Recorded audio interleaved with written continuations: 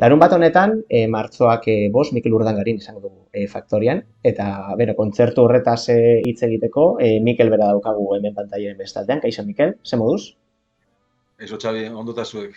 Ondo. Pres larun bateko kontzerturako? Ez dakite daukasun oraindik zure buruarekin entzeguren bat pendiente, edo ia zuzenan zoazen bertako kontzertura. Hemen harrapatzen dauzu, hemen ditu lanean. Baina, bueno, entzegua bai, egunero eman barrio pixka bat, zapatukoa prestatzeko. Ze, bueno, aste honetan baditut beste bi kontzertu, formatu ezberdinetan, eta bueno, egia esan egunero nabilen saiatzen, hiru errepertorio ezberdinak, ez da, hiru errepertorio ezberdinak izango dira, eta zapatukoa, gitarrarekin ingo dudan bakarra izango da, eta, bueno, berakin hori alegin berezitxo bat emar dut. Berez, esan duzu hiru repertorio ezberdin, hiru kontzertu dituzula aste honetan, potentea hasi duzu orduan urtea, ez? Bai, bueno, martxoa behintzat fuerte dator, ez da? Orain aste honetan, bueno, normalean ez da erreza izaten hiru kontzertu jarraian juntatzea, baina holan tokatu da. Eta bueno, urtea bai, nahiko izurden leku agurtu genuen Bitoro Genian, hor urtarrila bukaeran. Eta gero, hasi gara zaten dena, 25. urte urrenaren bira honekin, ezta? Eta bira honen barruan, Faktoriako kontzertu dator. Eta, bueno, bintzat lehenengo urte erdia bintzat nahiko majo dator. Eta espero bigarrena ere politio tortzea. Urte berezia esan duzunez, 25 urte betetzen dira zure lehenengo diskoa argitaratu zenuenetik. Nola daukazu ospatzeko asmoa aipatu duzu, ez? Bira bat daukazuela esku artean, gero disko berezi bat edo ere plazaratu egin duzu, edo plazaratzeko da nezaete, ez banago. Nolako izango da 2022 Mikelentzat? Bueno, espero kontzertutan batez oparoa izatea, ez da, ematen du urte politia datorrela. Bintzat, erdi bat nahiko txukundu dugu, lehen esan dizudan bezala, eta espero bigarren erdiare txukuntzea, ez da, ematen du ala izango dela. Orduan, urte horrena ospatzeko modurik onena, musikari baten kasuan bintzat, kontzertuak emanda da, ez da. Gehien gustatzen zaidana hori da, musikaren mundu zabal honetatik, gehien gustatzen zaidana da jendaurrean jotzea eta kantatzea, ez da. Orduan hori izango da ospakizunaren ardatza, ez da, bitartean ere egongo dira beste mugarri batzuk, baina gehien bat izango dena da jotzea, jendaurrean jotzea, han eta hemen, batez ere Euskal Herrian, estatutik ere bai, pixka baten, eta estatutik kanpo baitar, ez da. Jakin da, hori plaza nagusia Euskal Herrian egongo dela, eta hemen, batez ere taldearekin, baina formatu ezberdinetan ibiliko garela. Eta bestalde, hori, hitzetaanek orain dela 25 urte atatako diskoak berriz ere argia ikusi du, eman diogu argitalpen berri bat, edizio berri bat, eta bueno, disko horren, ez da itzakia, azkenean urte urrenaren seinale da, ezta, baina, bueno, disko hortako kantuak berreskuratzen, pixka batean ere bai, egia esan nahiko lan anitza daukat aurten, ezta, aste honetan bezala, ezta, pixka bat organizatu behar daukat, nire burua eta bueno, batez ere gauzak ondo egiteko. Eta aipatu duzu, hori, hiru kontzertu formatu ezberdin prestatzen zabiltzala, Faktorian aurkeztuko duzuna, ez da lehenbiziko aldia, ez nolabait aiaraldean gure eskualdean aurkeztu duzuna, formatu akustikoan, zu eta gitarra bakarrik, zer dauka formatu horrek berezi, edo besteekin alderatuta edo, ez dakit zer dauka berezi, edo ez dakit ondura edo berezitasun ditu, beste formatu agian, ez dakit konplexuagoekin edo a priori osatuagoekin alderatuta. Bai, hori da, ez da. Ni izan naiz bakarlari bat, 17 urtean zehar, ia inoiz bakarrik jo duena. Nik esango nuke 2015 arte, sekula naizela atera bakarrik, bakarka taula gainera.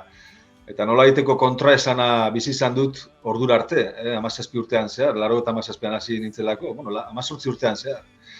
Eta sasoi hartan 2015an hautsi nuen inertzia hori, eta hasi nintzen bakarka ateratzen baita ere, ezta.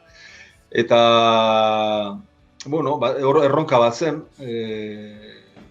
ze batez ohituta zaudenean lagunduta egotera eta ondo lagundu eta bikain lagunduta egotera, gero kostatzen da bakarrik ateratzea eta ostasun horretan ateratzea. Baina, bueno, deskubritu nuen, ireki nuen ate bat, igaro nintzen, eta deskubritu nuen beste mundu bat, bakarka jotzearen mundu hori. Diferentea da, pentsa zazu, ez dauka zerikusirik taldeakin jo edo bakarrik jo. Ez dauka zerikusirik, batak eta bestak ez daukate zerikusirik. Espada ni nagoela bietan, hor dago harremanik eta sendoena bien artean. Baina bakarka, bueno, sentsazioak bestera batera bizi dira, biderkatzen dira. Hotza izan daiteke hotzago eta beroa izan daiteke beroago. Segun eta nola doan kontzertu eta nola manejatzen zaren, ez da, baina esan lehike, biderkatzen direla sentsazioak eta bizipena bera beste tamaina bat hartzen dute. Kendu gabe taldeko ikuskizunari ezer, ez da, taldeakin jotzea da, ni, bueno, denetan gehien gustatzen zaidana, formatu guztitatik, bai pianoan, bai gitarran, bai, ni gehien gustatzen zaidana beti taldeakin da. Baina egia da, bakarkako kontzertua erronka izaten dela. Erronka lehia, nire buruarekin lehiatxo bat, eta oso ondo etortzen dela olako bat tartean, besterik gabe, trebatzeko, eta zure burua frogatzeko, eta zure betiko diskursua bestera batera antolatzeko, eta zure burua ere, esaten dena, hori, balioztatzeko, ez da, eta Nikola hartzen dut, eta gainera hori, normalean kontzertu oso bereziak izaten dira bakarkakoak, bai. Eta, beno, errepertorio egokionez ere, ez dakit nola egiten duzun 25 urteko ibilbidearen hautaketa bat egiteko, ze, bueno, sortzen jarraitzen duzu, 2020an publikatu zenuen azkeneko diskoa eta orain urterreneko lan berezia plazaratu duzu. Zer entzun ahalko da larun bateko kontzertuan? Ibilbide osoaren repaso bat, gehiago zentratuko zara azken urteetako sorkuntzetan? Bueno, nahiko libre egongo naiz, ezta? Behin amaitu dela, Izurden lekuaren biraren aurkezpena amaitu dela, ja, pixkat, sentitzen naiz, errepertorioa berriz antolatzeko libre, eta oraindik ez dut erabaki Laudioko repertorioa, baina badakit ez dela azkenengo diskoaren aurkezpena izango, ez da? Azkenengo diskotik zerbait eroriko da, baina zertxo bait, esaten dena, ez da? Egia esan, nahi dudalako gaina, ez da? Hortik zerbait kantatu. Baina gehiago izango da atzera begirakoa, ez da? Eta atzera begirako hortan, batetik, gitarrarekin ondo espresatu ditzakedan kantuak aukeratuko ditut, ez? Hori beti begiratu behar dut, ze azkenean kantuak moldatu behar ditut, ezta? Gitarrara eta zenbait kantu errezagoa dira beste batzu baino, musikatik daukaten zailtasunagatik, akaso. Baina, bueno, saiatzen naiz beti ere, beste diskurso bat egiten, ezta? Gitarrak behartzen zaitu beste taldearekin ez da beste diskurso bat eraikitzen, eta bueno, hoize, ezta? Batetik musikari begiratu behar diot, eta bestetik ere ze kantatu nahi dudan, gogoan nondik dabilen, ez da, eta, bueno, lehen esan dizudan, lehenengo diskotik zerbait eroriko da, 25. urteurrena ospatzeko, baina, bueno, oso libre, Xabi. Aipatu bezala, Laudion, eta ja, denez da lehenbiziko aldiz jo egiten duzula, formatu akustikoan ere ez da zure eskainako aldia izango, ez banago zara bai Laudioko kasinoan, Aretako kulturetzen ere egon zara Igor Arzuagarekin, eta galdetu dizu apur bat, bagian ze espero esaken jendea kontzertuaren inguruan, baina zu ze espero duzu larun bateko kontzertuaz? Bueno, a ber, normalean saiatzen naiz gauza berezirik itxaroten. Ez? Oso gutxi pentsatzen dut biharko egunean, oso gutxi, ez? Niretzat kontzertu bat ez da gauza arrunt bat, ez da gauza normal bat, naiz eta nire ofizioaren parte izan. Ez? Kontzertu bat beti iruditu zait privilegio bat, kontzertu bat egin alizatea privilegio bat, ez? Musikari batentzat eta kantari batentzat. Orduan, hola bizi dut, ezta? Eta Laudioko faktorian sekula egon gabe nago gainera eta oso gogotsu nago arai bateko, tokia bera ezagutzeko eta bueno, oso ondo entzun dut berari buruz eta bueno, nahi nuke nire begiekin ikusi, ezta? Eta ezagutu tokia, ezagutu jendea, alde batetik irrika horrekin noa, eta bestetik, ba, bueno,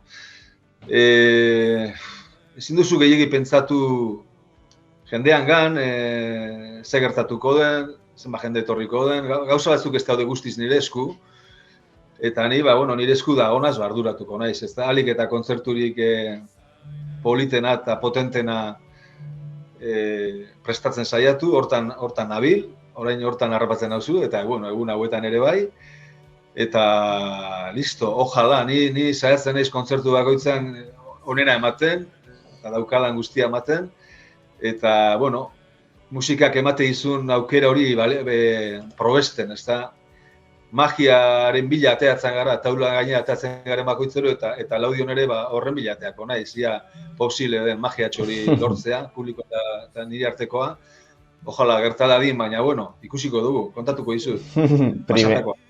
Primeran, eskerrik asko, Mikel, galderei entzutagatik, hori, ikusleei gogorazteko, larun bat honetan, martzoak 5, arratzaldeko 8:30, Mikel Urdangarin,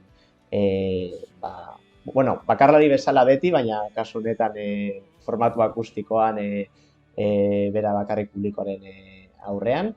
Sarrerak salgadodefaktoria.eus webgunean. Eskerrik asko, Mikel. Galderei entzutagatik, entzeatzen uzten dizugu eta larun baten arte. Eskerrik asko, Xabi. Plazerra eta bueno, a ber, zemuz atatzen da, nia danok osatzen dugu.